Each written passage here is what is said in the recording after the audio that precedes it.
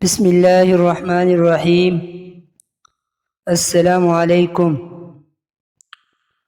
قوم لوط جنہوں نے ایسی برائی کو ایجاد کیا جو ان سے پہلے دنیا میں کسی قوم نے نہ کیا تھا، ایسی بدکاری جس کی مثال تاریخ میں کہیں نہیں ملتی۔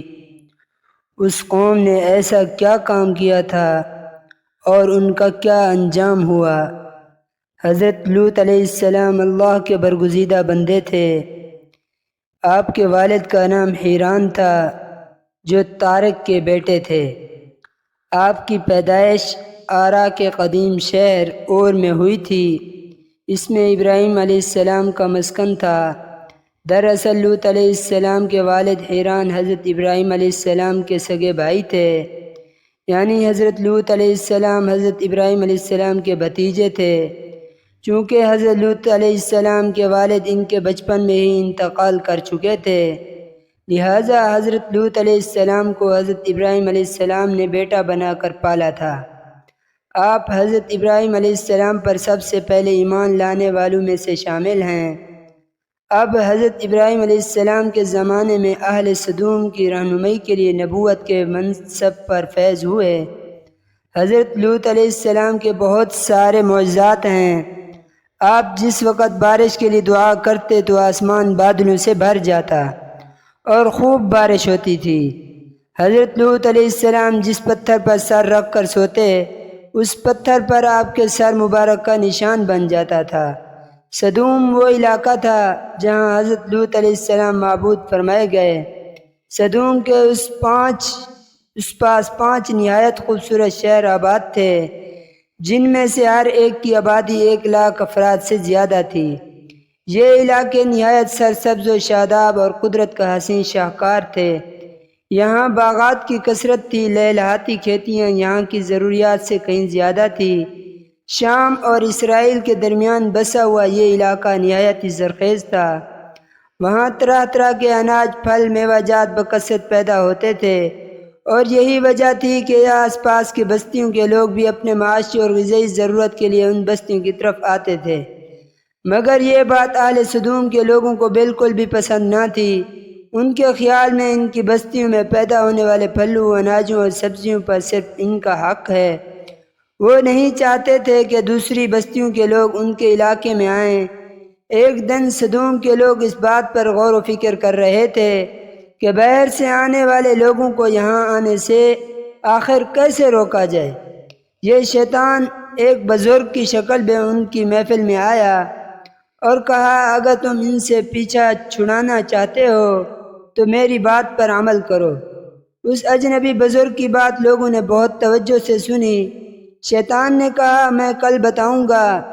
دوسرے دن ایک خوبصورت جوان لڑکے کے روپ میں آیا اور اپنی عورتوں کے بجائے مردوں کے ساتھ فعل بد کرنا سکھایا۔ شیطان نے کہا، اگر تم ان بستیوں کے لوگوں سے نجات چاہتے ہو جو تمہاری بستی میں آ جاتے ہیں، تو ایسا کرو کہ جب بھی کوئی شخص تمہارے علاقے میں آئے تو تم لوگ زبردستی اس کے ساتھ اپنی خواہشات پوری کرو۔ اس طرح یہ لوگ اس بستی میں آنا چھوڑ دیں گے۔ اپنی نفسانی خواہشات کے لیے مردوں سے بدفعلی اس قوم کا دستور بن گیا۔ یہاں بے حیائی بڑھ گئی۔ حکمران سردار ہر طبقے میں، گھر گھر میں یہ عمل پھیل گیا تھا۔ بری محفل میں یہ لوگ اس کام کو کر کے خوش ہوتے تھے۔ کوئی بھی محفل اس کام کو کیے بغیر ادھوری سمجھی جاتی تھی۔ خاص کر مسافروں میں سے کوئی خوبصورت لڑکا ہوتا تو یہ لوگ اسے اپنا شکار بنا لیتے تھے۔ تلمود میں لکھا ہے کہ اہل سدوم اپنے روزمرہ کی زندگی میں سخت ظالم، دھوکے باز اور فراڈیے تھے۔ کوئی مسافر ان کے علاقے سے بحفاظت نہ گزر سکتا تھا۔ کوئی غریب ان بستیوں سے روٹی کے ایک ٹکڑے کی امید نہ رکھ سکتا تھا۔ ایسا ہوتا تھا کہ باہر کا آدمی ان کے علاقے میں پہنچ کر بھوک سے مر جاتا تھا، اور یہ اس کے کپڑے اتار کر ہی اس کی لاش کے اوپر پاخانہ کر کے دفن کر دیتے تھے۔ اپنی وادی کو انہوں نے باغ بنا رکھا تھا جس کا سلسلہ میلوں تک پھیلا ہوا تھا۔ اس باغ میں وہ انتہائی بے حیائی کے ساتھ اعلانیہ غلط کاریاں کرتے تھے۔ حضرت لوط علیہ السلام نے انہیں توحید کی دعوت دی اور بدکاری کے اس عمل سے توبہ کرنے کا حکم دیا۔ حضرت لوط علیہ السلام نے کہا، تم بے حیائی کیوں کرتے ہو؟ کیا تم عورتوں کو چھوڑ کر لذت حاصل کرنے کے لیے مردوں کی طرف میل ہوتے ہو؟ حقیقت یہ ہے کہ تم احمق لوگ ہو۔ حضرت لوط اہل سدوم کو دن رات واعظ و نصیحت کیا کرتے تھے، لیکن اس قوم پر اس کا کوئی اثر نہ ہوا، بلکہ وہ بہت فخریہ انداز میں یہ کام کرتے تھے۔ انہوں نے حضرت لوط علیہ السلام کا سمجھانا بھی برا لگتا تھا، لہٰذا انہوں نے صاف صاف کہہ دیا کہ اگر تم ہمیں اسی طرح برا کہتے رہے اور ہمارے کاموں میں مداخلت کرتے رہے تو ہم تمہیں شہر سے نکال دیں گے۔ حضرت لوط نے نصیحت اور تبلیغ کا سلسلہ جاری رکھا، لہٰذا ایک دن اہل سدوم نے خود ہی عذاب الہی کو دعوت دی۔ اللہ تعالیٰ نے اب تک ان کی بدفعلی اور بدکاری کے باوجود چھوٹ دے رکھی تھی، لیکن جب انہوں نے حضرت لوط علیہ السلام سے ایک دن کہا کہ اگر تم سچے ہو تو ہم پر عذاب لے آؤ، لہٰذا ان پر عذاب الہی کا فیصلہ ہو گیا۔ اللہ نے اپنے خاص فرشتوں کو دنیا کی طرف بھیج دیا۔ یہ فرشتے دراصل حضرت جبرائیل علیہ السلام، حضرت میکائیل، حضرت اسرافیل علیہ السلام تھے۔ پھر یہ فرشتے حضرت لوط علیہ السلام کے گھر تشریف لائے۔ حضرت لوط نے جب ان خوبصورت نوجوانوں کو دیکھا تو سخت گھبراہٹ اور پریشانی میں مبتلا ہو گئے۔ انہیں یہ خطرہ محسوس ہوا کہ اگر ان کی قوم کے لوگوں نے انہیں دیکھ لیا تو نہ جانے وہ ان کے ساتھ کیا سلوک کریں گے۔ حضرت لوط علیہ السلام کی بیوی کا نام وائلہ تھا، وہ آپ پر ایمان نہ لائی تھی اور وہ دراصل منافقہ تھی، وہ کافروں کے ساتھ تھی، لہٰذا اس نے جا کر اہل سدوم کو یہ خبر دے دی کہ لوط کے گھر نوجوان لڑکے مہمان ٹھہرے ہوئے ہیں۔ یہ سن کر بستی والے دوڑتے ہوئے حضرت لوط علیہ السلام کے گھر پہنچے۔ حضرت لوط علیہ السلام نے کہا، اے قوم، یہ جو میری قوم کی لڑکیاں ہیں وہ تمہارے لیے جائز ہیں، اور پاک ہے اللہ سے ڈرو اور مجھے میرے مہمانوں کے سامنے رسوا نہ کرو۔ کیا تم میں سے کوئی بھی شائستہ آدمی نہیں؟ حضرت لوط علیہ السلام کی یہ بات سن کر لوگ بولے، تم بخوبی واقف ہو کہ ہمیں تمہاری بیٹیوں سے کوئی حاجت نہیں، اور جو ہماری اصل چاہت ہے اس سے تم بخوبی واقف ہو۔ قوم لوط کے اس پیشرمانہ جواب سے اندازہ لگایا جا سکتا ہے کہ وہ غلط کام میں کس حد تک مبتلا ہو چکے تھے۔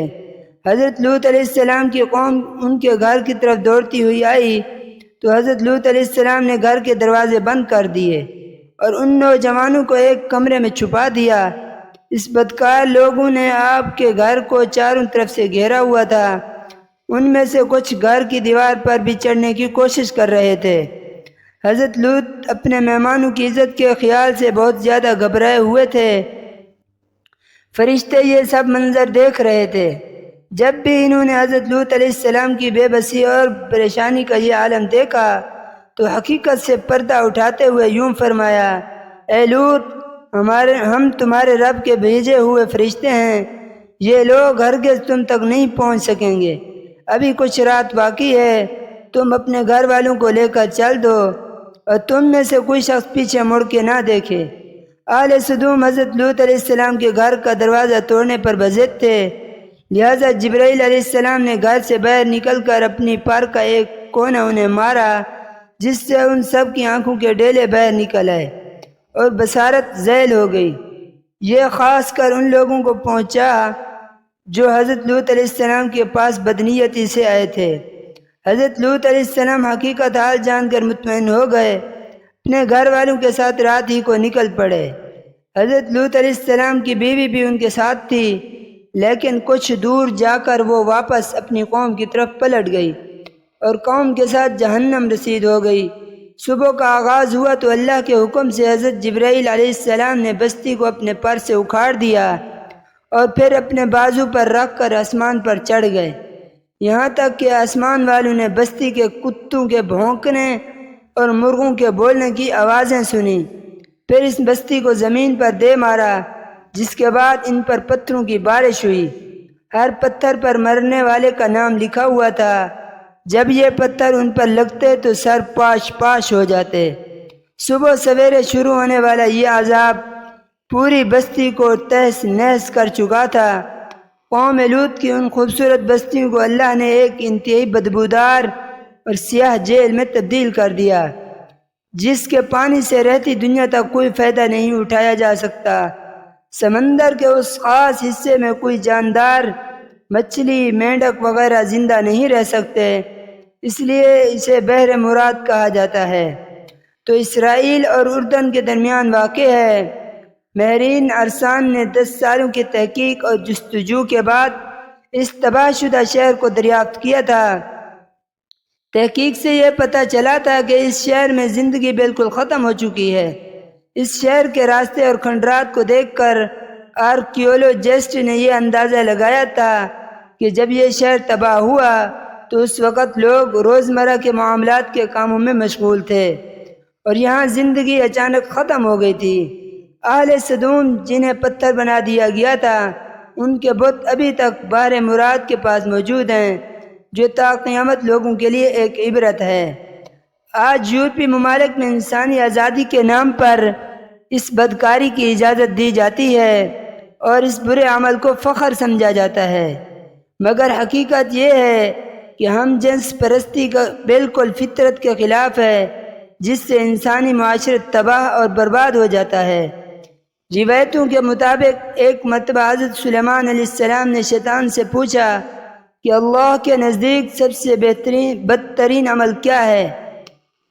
شیطان بولا، جب مرد مرد سے بدفعلی کرے اور عورت عورت سے خواہش پوری کرے۔ حضرت ابن عباس سے روایت ہے کہ رسول اللہ صلی اللہ علیہ وسلم نے فرمایا، اس شخص پر اللہ پاک کی لعنت ہو جو قوم لوط والا عمل کرے۔